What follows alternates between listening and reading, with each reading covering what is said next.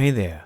On the bench is a digital circuit breaker finder, also known as a fuse finder, by TOOLTOP, model ET32EU, kindly sent in by Banggood for review. Common for fuse finders, and as the picture indicates this one is no exception, there are two separate devices, a transmitter and receiver. The box was slightly damaged in shipping, but the nice case inside looks fine. There's also a thin manual. It's thin because for a change it's just in one language, English.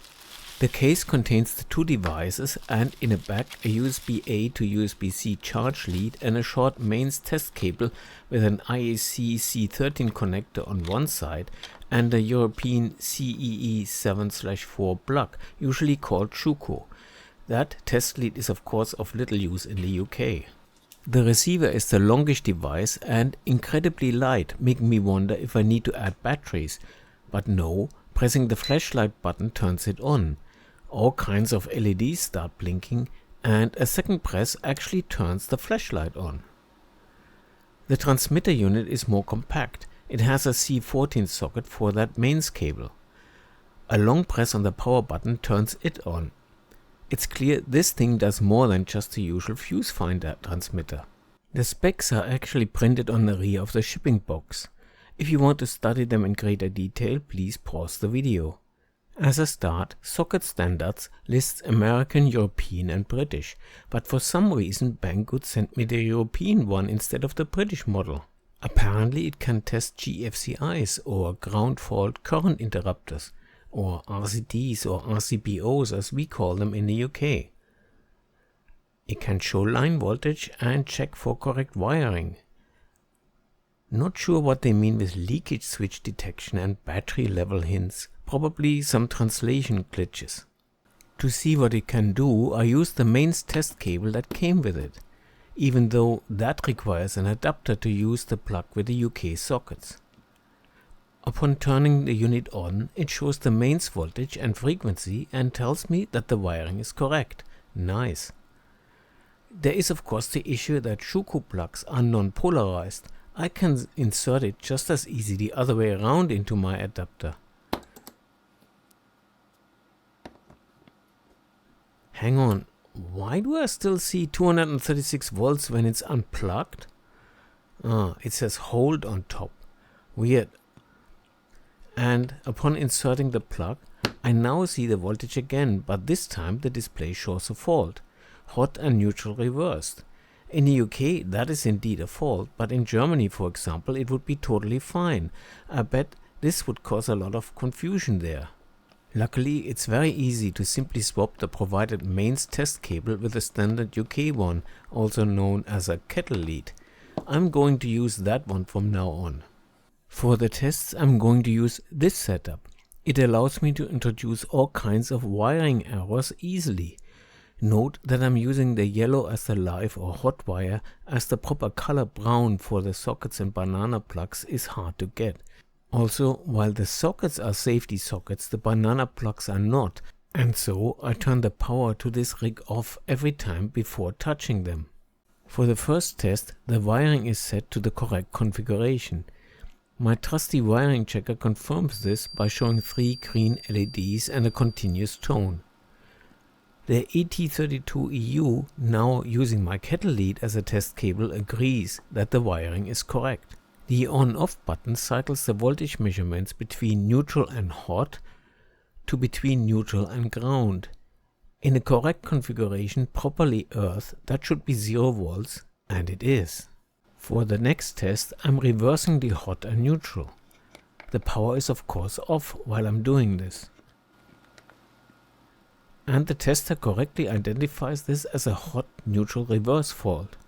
With the power off, I disconnect the earth connection. Power is back on. Let's see what the tester says. It confirms this fault condition with the message open ground. If I now swap to measure voltage between neutral and the floating earth, I get 115 volts of phantom voltage. That is usually caused by capacitive couplings and could be anything.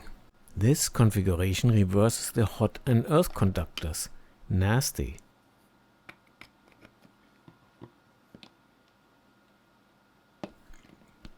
The tester shows a fault with the message hot ground reverse. It also shows 0 volts between neutral and hot, because what it thinks is hot is now actually ground, and there shouldn't be any voltage between neutral and ground. If I switch to measure between neutral and ground instead, I get full 230 volts, because ground is now hot. Consider that this may be the metal housing of your toaster. You can see how dangerous this is. For this test, I removed the neutral conductor. With the power back on, the ET32EU message is a bit confusing. What is hot ground neutral reverse supposed to mean? It does detect that there is a fault, but how is one supposed to decode that neutral is missing? I suppose the phantom voltage reading between the floating neutral and hot gives an indication, and a similar phantom reading between neutral and ground would strongly point to a problem with neutral. The last condition, for the sake of completeness, is a reverse between neutral and ground. For the UK, in most urban single-phase installations, hot, neutral and earth wires are provided by the utility companies to the house, and somewhere in their wiring, neutral and earth are normally connected to each other. This means for both testers, neutral and earth look exactly the same electrically, so a swap cannot be detected. Note that in some typical more rural installations, houses have to create their own earth connection point, and in these cases things can be a bit different. Okay, so wiring fault detection works fine. Let's do some fuse finding next. If you are not familiar with the concept, the idea is that you plug a transmitter into a socket or a light bulb and then go to the fuse, or rather circuit breaker board, and start scanning using a receiver. When the signal is strongest, you have identified the fuse or circuit breaker that serves the socket or light you plugged the transmitter in. This works while the circuit is powered. In fact, it has to be powered because the transmitters usually are mains operated. Of course, there are other ways of finding a fuse. You could just flip breaker after breaker until the socket or light loses power, but that causes a lot of disruption to other peoples in the house. Or if your house has ground fault circuit interrupters, or GFCIs, or RCDs standing for residual current devices, or RCBOs standing for residual current circuit breaker with overcurrent protection, you could cause that to trip with a suitable tester and identify the breaker that way. It will cause some disruption to anyone else using the same circuit, and if the breaker doesn't trip because its ground fault detection isn't working, you are back to the methods of fuse finding I mentioned earlier. The operation starts by plugging the transmitter into a socket for which I want to know the circuit breaker. By the way, I found out that the unit does not need to be turned on. The transmitter works as soon as it gets mains power, and it only needs hot and neutral to be connected, which makes it suitable for use with light fixtures. According to the instructions, one is to scan the circuit breakers one time to make its AI learn the signal strength, and then the second scan should pinpoint the breaker.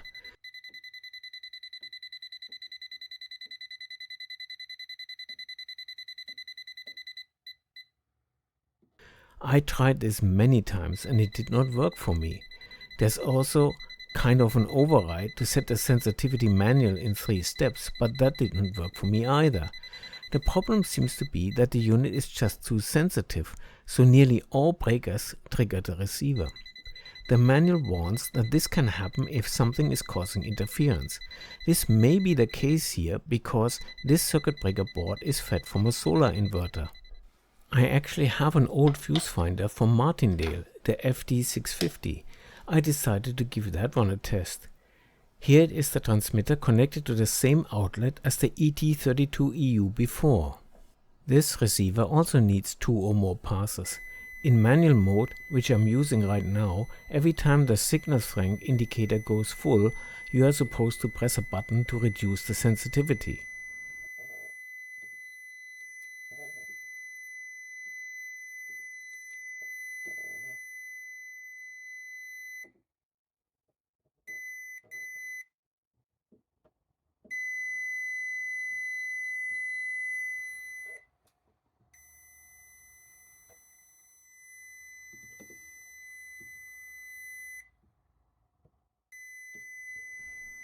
And there you go, the breaker has been identified.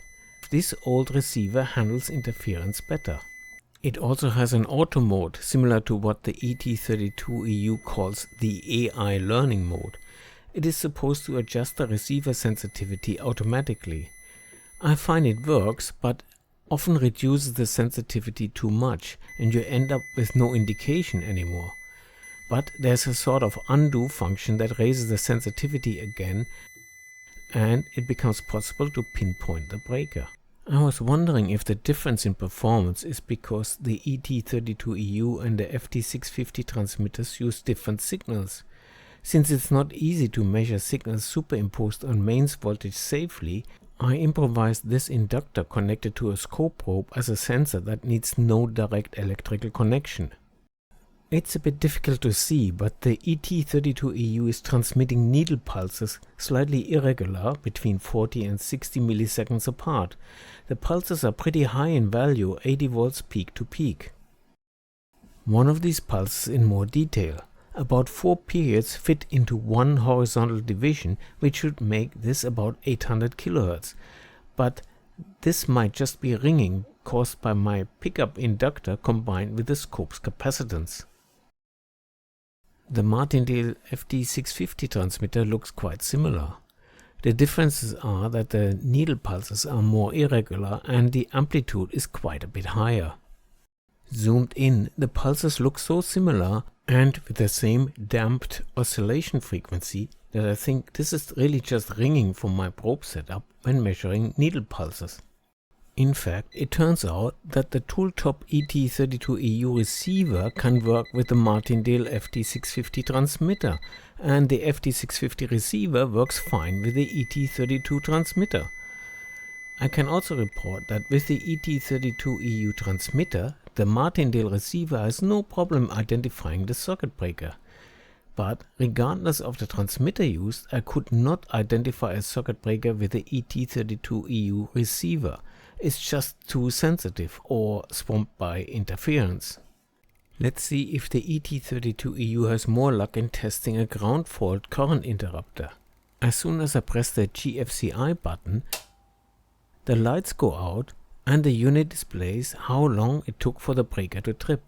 0.1 seconds, which is probably the lowest it can do. The manual is a bit confusing with respect to the fault current used by the ET32EU, so here's my setup to measure it. I do not want to actually cause the breaker to trip, so I'm using an isolation transformer set to floating, so earth is not connected through. But I still need a substitute earth for a GFCI test, so I connect the earth for the ET32EU via the Fluke multimeter in current mode to neutral on my isolation transformer output. Interestingly, the ET32EU already leaks 1.43 milliamps to earth. I set the Fluke to record the maximum current. Pressing the GFCI button and then quickly turn off the power to simulate a circuit breaker tripping.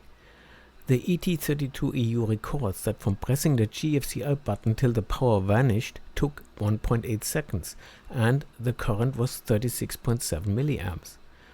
This is all working very nicely. Most RCPOs, as we call these things in the UK, are set to trigger at 30 milliamps, so the ET32EU can be used to test them and record the response time, which with that test current should be no more than 300 milliseconds. The last function the ET32EU receiver has is using it as a non-contact voltage tester. When put into NCV mode, there are 3 sensitivity levels indicated by the number of blue LEDs. While the receiver was way too sensitive for fuse finding, I find its NCV sensitivity surprisingly low, at least in the first 2 settings. I have to use the highest sensitivity setting to get what I would call the usual NCV response. The receiver housing has a fold-down hatch, which was probably designed to insert standard batteries, but now only contains the rechargeable lithium battery jammed in with some foam. The battery is an AD2540 with a claimed capacity of 800 mAh. It's nice that the battery can be easily replaced. And the transmitter unit also has a battery flap, this time secured by a screw. It's the same battery model that the receiver uses, which makes logistics easy. Removing 4 screws gets us inside the transmitter. It looks okay, I did not bother to disassemble it any further. This concludes my review of the TOOLTOP ET32EU, and I want to thank Banggood for sending it in. The ET32EU is quite a versatile and compact set for checking electrical installations and combines functions for which you would normally need separate testers. You can check if the wiring is correct, measure mains voltage and frequency, test GFCIs and measure the response time, use the receiver as an NCV detector or a torchlight, and yes, it should allow identify fuses on circuit breakers. All this works except the last function, which may be due to interference from my solar inverter. When I have the opportunity, I will try it in a non-solar installation and report if it behaves any different. Is the ET32EU worth getting, even if the fuse finding receiver is a bit oversensitive? The wire checker and the GFCI tests are very useful, and to be honest, I have had a fuse finder for many years and used it maybe once. So it's a question of individual priorities. I leave a link where to get the ET32 in the video description. If you like my videos, don't forget to like and subscribe and help growing this channel, and consider becoming a Patreon. The link's in the description. Thanks for watching.